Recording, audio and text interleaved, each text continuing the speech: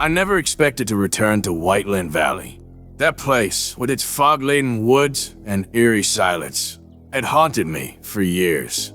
But sometimes, life throws you back to the places you least expect. When I inherited my aunt's secluded cabin, I reluctantly made my way back, hoping to settle her affairs quickly and leave. Whiteland was a ghost town in every sense, and it felt like time had trapped it in a dark, perpetual stillness. Little did I know that something was waiting for me. The first day was mostly uneventful, but the woods felt alive, like they were watching me. I brushed it off, focusing instead on clearing out the cabin. My aunt, despite her isolation, had amassed a lifetime of oddities. Among them, a journal caught my attention, filled with entries about strange sightings and sounds she had heard at night. My fingers froze on one particular passage. The cursed hand returns with the fog. That night, as I lay in bed, the memory of the words gnawed at me. The wind outside picked up, moaning through the trees, and then came an echoing whisper, like a murmur rolling across the valley. I told myself it was just the wind, but sleep never came easily that night. The next morning, I met an old friend, Lewis, who still lived in Whiteland. Over coffee, he looked at me seriously. People say your aunt was involved in something. After she moved here, strange things happened in these woods. And then she started talking about the curse hand. Who's the curse hand? I asked, a bit amused but also curious. Lewis's expression darkened.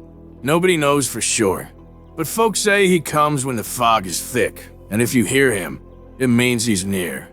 I laughed nervously, dismissing it as local folklore, but his face stayed somber.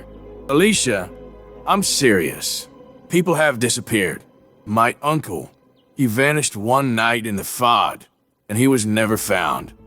That evening, Lewis joined me at the cabin, determined to ensure I wouldn't spend the night alone. We settled in, chatting and reminiscing. But as the night deepened, the air grew heavy. The fog rolled in, thicker and colder, blanketing everything outside in a dense shroud. A low hum, barely perceptible, seemed to vibrate through the walls. Lewis and I shared a look. "You hear that too?" he whispered. I nodded, heart pounding. It wasn't just a sound. It felt like an intrusion, a vibration that filled the air with dread. The journal's warning flashed through my mind. The curse hand returns with the fog. "Alicia," Lewis whispered, his voice shaky. "Maybe we should leave." But as we approached the door, a figure took form in the fog outside the window. A tall, gaunt shape with hollow, empty eyes. It was like a silhouette, barely there, yet terrifyingly real. We both froze as it moved closer, gliding toward the cabin. Lewis yanked me back from the window. "Stay quiet," he hissed. We backed away, but the cabin's creaking floors betrayed us, and the figure stopped, tilting its head as if listening. My breath hitched. The figure turned, moving in our direction, closer, until its shadow stretched across the floor. Suddenly, a knock, a slow, deliberate knock, echoed from the front door. Lewis and I stared at each other, both too terrified to move. The knocking stopped, but a voice, whispering, hissing, crept through the walls. My heart pounded. Lewis mouthed, "Stay still." I barely dared to breathe. Seconds felt like hours as we waited, praying it would go away. Finally, the figure retreated, melting back into the fog. The silence returned, but we knew better than to think we were safe. "We need to leave," I whispered. Lewis nodded. At first light, but leaving wasn't going to be that easy. The following morning, we gathered a few belongings and prepared to head out. But the fog clung thickly to the valley, stifling and heavy. It was as if Whiteland itself was conspiring to keep us here. As we ventured out, the woods seemed unnaturally silent. Birds stayed hidden. No leaves rustled, and every step we took felt swallowed by the thick air. Lewis stayed close, his eyes scanning the trees. Then, we heard it, a distant, dragging sound like someone pulling something heavy through the forest. We exchanged a nervous glance and picked up our pace. "Alicia," the whisper echoed, unnaturally close. I spun around, but there was no one. The cursed hand was near. Lewis took my hand, pulling me forward. "Don't look back," he warned. The dragging sound grew louder, faster, echoing around us. My heart raced as we quickened our steps, darting between the trees. Suddenly, the sound parted, and there he stood, the cursed hand, his hollow eyes fixed on us.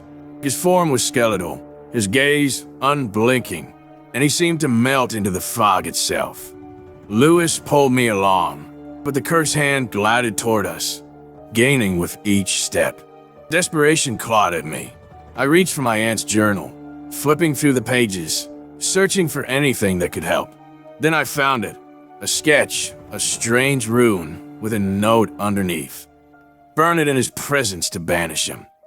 "Lewis, hold him off!" I shouted, fumbling in my bag for a lighter. He picked up a branch and held it out like a weapon, his face tense with fear. The cursed hand paused, his gaze shifting to me, hollow and endless. In one swift motion, I lit the journal page, watching as the flame caught and grew. As the fire consumed the paper, the cursed hand shrieked, a chilling, bone-rattling sound that echoed through the valley. His form began to flicker, fading, disintegrating with the smoke. The fog lifted, and with a final, piercing scream, he vanished in the thin air. Lewis and I stumbled back to the cabin, both exhausted and shaken. The fog had cleared, the sun breaking through at last, casting an eerie calm over the valley. In silence, we packed our things and left Whiteland Valley, determined never to return. Yet, even as I drove away, I couldn't shake the feeling that the cursed hand was still out there, somewhere in the mist, waiting for the next soul who dared to step into his shadow. The relief of leaving Whiteland Valley lingered with Lewis and me as we drove through winding roads, the morning light cutting through the trees like a lifeline. We barely spoke, the shock of our encounter with the cursed hand still raw. My mind kept racing back to that chilling gaze, those hollow, empty eyes piercing through me, as if even distance wouldn't sever his grip. After hours on the road, we stopped at a small diner to regain our composure. The warmth and chatter of people felt grounding, even though my hands still trembled as I reached for my coffee. Lewis sat across from me, as visibly shaken as I was. "We did it, right?" I asked, my voice barely a whisper. "We banished him?" Lewis met my gaze, his expression cautious. "I hope so, Alicia. But what if he isn't gone? What if we just made him angry?" That possibility hadn't crossed my mind, but now it gnawed at me. My aunt's journal had suggested the ritual would banish the cursed hand, but there was no promise it would be permanent. As we sat there, a cold draft swept through the diner, brushing against my face like a phantom touch. I shivered, pulling my sweater tighter around me. "You okay?" Lewis asked, noticing. "Yeah, just jumpy, I guess." I tried to ignore the feeling, but as I glanced around, my eyes caught something outside the diner window. A shadowy shape lingered just beyond the tree line, barely visible but unmistakably familiar. My heart lurched as I realized it looked exactly like the cursed hand. I blinked, and it was gone, leaving me questioning my own sanity. Days passed, but my sense of dread only grew. Lewis and I returned to our respective lives, trying to forget White Lynn, but it was impossible. Each night, as I lay in bed, the memory of that figure haunted me. And then, strange things began to happen around me. Shadows flitted across my windows, whispers echoed from empty rooms, and a familiar, unsettling fog crept through my neighborhood. One evening, as I was locking up my house, the whisper returned, carrying my name on the wind. "Alicia." The sound was so close, so intimate. It felt as if the cursed hand were standing right beside me. I spun around, expecting to see him, but the yard was empty. Panicked, I called Lewis. "Alicia, calm down," he said, though I could hear his own unease. "It's just your mind playing tricks." "Lewis, you didn't see what I saw just now," I said, my voice shaking. "He's back." There was a pause on the other end. Finally, Lewis sighed. All right, maybe we should do more research. Let's meet tomorrow. The next day, Lewis and I met at the local library. We sifted through old texts, newspaper clippings, anything that might shed light on the Curse Hand's origins. After hours of digging, we found a lead. An article from decades ago about a series of disappearances in Whiteland Valley. The article mentioned an old folklore about a creature called the Curse Hand, said to haunt Whiteland's foggy nights, drawing people into the woods where they'd vanish forever. The more we read, the clearer it became. The Curse Hand wasn't just a myth. He was something ancient, bound to the land, but somehow able to stretch his influence beyond it. Just then, an elderly librarian approached, noticing our stack of articles. "You kids should leave that Curse Hand business alone," she said, her voice low and serious. "He's been around long before any of us. Some things aren't meant to be messed with." Lewis leaned forward. "But how do we stop him for good?" She shook her head. "You don't stop him. You can only stay away. Once he set his sights on you, he never really lets go." A chill ran down my spine. "So, he'll follow us forever?" She didn't answer directly, but the sorrow in her eyes spoke volumes. Determined not to let the Curse Hand haunt me for the rest of my life, Lewis and I devised a plan. We would return to Whiteland Valley, back to where it all began, and confront him once and for all. Armed with my aunt's journal, some protective symbols we'd researched, and more courage than I thought I had, we headed out. As we drove into the valley, the familiar fog rolled in, sick and impenetrable. The cabin loomed ahead, shrouded in shadows, a relic of the nightmare we'd fled. It felt like a trap waiting to be sprung. "Ready?"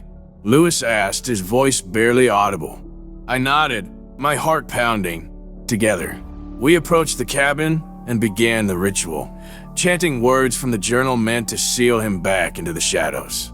For a moment, nothing happened, but then the fog shifted, condensing until the Curse Hand materialized before us. His hollow eyes glowed with a dark light, filled with an anger that seemed almost alive. "You think you can send me away?" His voice echoed, low and mocking. I forced myself to stand my ground. "We banished you once. We can do it again." The Curse Hand tilted his head, studying us. "You cannot banish what has no form. I am the Fod, the shadow, the dark corner of your mind. I am everywhere." I faltered, but Lewis stepped forward, holding out the protective symbol. "Maybe so," he said, his voice strong, "but you're bound to this place. We're not letting you haunt us anymore." The Curse Hand shrieked, lunging at us, but Lewis thrust the symbol toward him. To my astonishment, the Curse Hand recoiled, his form flickering as if disrupted. Taking advantage, I grabbed the journal, chanting the banishment spell with everything I had. The fog twisted, swirling around him as he tried to resist.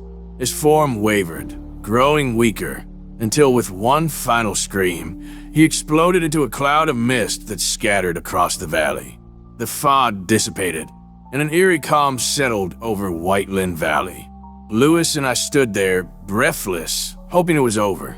"Do you think he's really gone?" I asked, feeling the weight of a silence. Lewis shrugged. "Maybe. At least we won't live in fear anymore." We left Whiteland Valley that day, and those shadows and fog would forever remind me of that haunting experience. I felt a strange peace. Some part of me believed that we'd freed the valley from its curse, even if only temporarily. Back in my own life, the whispers faded, the shadows stopped moving, and for the first time in months, I slept soundly. Yet, sometimes on foggy nights, I'll hear a distant whisper on the wind and remember the Curse Hand. But I no longer fear him. I defeated him, and I'll never let him haunt me again. In the months that followed, Lewis and I did our best to return to normalcy, but there was something permanently altered in each of us. We tried to convince ourselves that the Curse Hand was truly gone. Yet little reminders, small, inexplicable shadows that seemed to flicker in the corners of my vision, never really let me forget. Lewis and I stayed in close contact, both wary of separating completely, as though by keeping the connection, we might somehow keep the darkness at bay. We often reminisced about what happened, speaking in hushed tones, as if our words alone might stir something in the air. But there were parts we avoided discussing, moments too chilling to relive. One night, while Lewis and I were talking on the phone, I felt a familiar, chilling draft against my skin. I froze, instinctively glancing out the window. My porch light flickered, casting distorted shadows that seemed almost purposeful. "Alicia," Lewis's voice broke through. "Are you still there?" "Yeah," I whispered, my voice barely audible. "It's nothing, just the wind." "Listen," he said, his tone suddenly serious. "Have you been feeling like he's still around?" My heart sank. "You tell." He hesitated, as if weighing how much to say. "Alicia, I think we might have missed something. Maybe we didn't get rid of him. Maybe we just angered him." The idea filled me with dread, but a part of me knew it was true. Our victory had felt too easy, too anticlimactic. Maybe the curse hand had just been waiting for us to lower our guard. Determined to end this once and for all, Lewis and I decided to seek outside help. I remember my Aunt Claire's journal, the one that had led us to the ritual in the first place. Perhaps there were other secrets in those pages. We met up at a cozy cafe in town, one that felt as far from Whiteland Valley as we could manage. Huddled in a corner, Lewis laid out some research he'd done on local legends and strange occurrences in the area, while I sifted through my aunt's cryptic notes, desperate for any overlooked clues. That's when we met Liana Malone, an expert on folklore and the supernatural, who overheard our conversation and offered her insights. She was a striking woman in her late 50s, with a calm demeanor and piercing eyes that suggested she'd seen more than most. "You've encountered what you call the curse hand, haven't you?" she asked, joining our table uninvited, but with a knowing smile. "I've heard whispers of him, a presence bound to the very land, not unlike other entities that latch onto specific regions."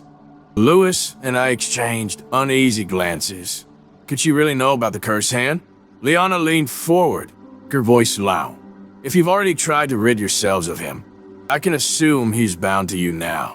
But there are ways to sever the connection, rituals older and more complex than what you've tried. They're not without risk, though." Lewis's resolve wavered, but I was determined. "Tell us what to do." Liana nodded gravely. "There's an ancient cleansing ritual, one that can break a spirit's hold on you, but it will require you to face him again. And this time, you won't be able to run." A week later, we found ourselves back in the fog-laden woods of Whiteland Valley, equipped with candles, herbs, and a sense of dread. Liana had warned us that the Cursan would likely sense our arrival, and that any encounter would be more intense, as he'd grown stronger with our previous attempts to banish him. Lewis clutched the bag of supplies tightly, his knuckles white. "Are we sure about this?" "No," I admitted, my voice wavering. "But we don't really have a choice." We set up the ritual circle just outside the cabin, lighting candles and arranging the herbs as Liana had instructed. The air was thick, charged with an energy that made my skin crawl. It felt as though the valley itself was holding its breath, waiting for something unspeakable to unfold. As we began the incantation, a low rumble echoed through the woods. The fog thickened, twisting into unnatural shapes that seemed to reach for us, tendrils of mist clawing through the air. And then he appeared, no longer a figure hidden in the shadows, but a fully formed presence, his hollow eyes glowing with an unholy light. "You came back," he whispered, his voice cold and mocking. "I knew you couldn't resist." I forced myself to stand tall, to ignore the terror gnawing at my insides. "We're here to end this, once and for all." The curse him laughed, a sound that chilled my very soul. "You cannot end me. I am White Lynn. I am the shadows. You are but fleeting guests in my domain." "Maybe so," Lewis said, stepping forward with a bravery that surprised me. "But we're not leaving until we're free of you." The curse hand's form seemed to ripple, growing darker, more menacing. "You think your petty rituals can sever the ties that bind you to me? You are mine, now and forever." But we pressed on, chanting the ancient words Liana had given us, each syllable feeling like a battle, a push against an unyielding force. The cursed hand writhed, his form flickering as though our words were disrupting him, but he didn't vanish. As the ritual reached its climax, the fog around us began to glow with a strange light, as if the very essence of the valley was reacting to our defiance. The cursed hand screamed, his voice a twisted symphony of rage and pain, and for a moment I thought we'd done it. But then, in a last act of desperation, he lunged at us, his hollow eyes fixed on me with a terrifying intensity. Lewis stepped in front of me, holding up the protective symbol Liana had given us. The cursed hand collided with it, his form disintegrating on contact, his scream echoing through the valley as he faded into the fog. And then silence. The oppressive weight in the air lifted, the fog dissipating as the first rays of dawn broke through the trees. Lewis and I stood there breathless, stunned by the quiet that had settled over Whiteland. "Is it over?" I whispered, my voice barely audible. Lewis glanced around, as if expecting the cursed hand to reappear. But there was nothing. No shadow, no whisper, just the peaceful stillness of the valley. He nodded, a faint smile breaking through his exhaustion. "I think we did it." Lewis and I kept in touch, bound by our shared ordeal, but we rarely spoke about what had happened. It felt like tempting fate, as if even mentioning his name might call him back. Liana reached out a few times, offering us guidance on how to cope with the trauma, but even she admitted there were some things that time and knowledge couldn't erase. The cursed hand may be gone, she told me, but he was a part of something larger, a dark force that binds itself to places, to people who disturb it. Be careful, Alicia. Sometimes darkness has a way of returning when we least expect it. Years passed, and the memories faded, becoming like a dream or a nightmare that I could almost convince myself hadn't happened. But on foggy nights, when the world seemed shrouded in shadow, I catch a glimpse of movement out of the corner of my eye, or hear a whisper on the wind, soft yet unmistakable. Alicia, and though I'd tell myself it was just my imagination, a part of me would always wonder, had we truly escaped, or was the cursed hand simply waiting, watching, biding his time until the moment was right? Days after that final encounter in Whiteland Valley, Lewis and I each began feeling a strange restlessness, an intangible sense that some part of the cursed hand's influence remained. We both tried to return to normal routines, but the memories lingered in unnerving ways, seeping into the fabric of our lives. One evening, as I was preparing dinner, a shadow flickered across my kitchen floor, darting out of sight. My heart jumped, but I brushed it off as a trick of the light, trying to convince myself that the cursed hand was truly gone. Yet, the sense of being watched persisted, an almost physical presence that refused to fade. On a particularly cold night, Lewis called me. His voice was trembling, a rare crack in his usual calm demeanor. "Alicia, it's happening again." "What?" I asked, a tightness creeping into my chest. "I saw him," Lewis whispered. It was just a flash, but I swear his face was there, outside my window. My pulse quickened, a chill sweeping through me. "Are you sure?" "Maybe it was. I know what I saw." His tone was firm, laced with fear. "Alicia, I don't think it's over." Over the next few days, our unease grew stronger. Desperate for answers, we reached out to Liana. She agreed to meet us once more, this time in a small, dimly lit room filled with ancient books and odd trinkets. The shelves were lined with talismans, glass jars containing herbs and other items, all covered in a thin layer of dust. Liana studied us for a long moment, her face unreadable. "It's possible that remnants of the cursed hand still linger, tied to your consciousness. Sometimes powerful spirits leave fragments." Lewis shifted uneasily. "Fragments?" She nodded. "Yes, memories, lingering energies. They can be almost like a haunting of the mind. The more you dwell on him, the stronger those fragments become, taking on a life of their own." I exchanged a worried glance with Lewis. "How do we get rid of them?" Liana let out a long, slow breath. You'll need to confront these fragments directly. Sometimes that involves revisiting the place where the spirit was strongest.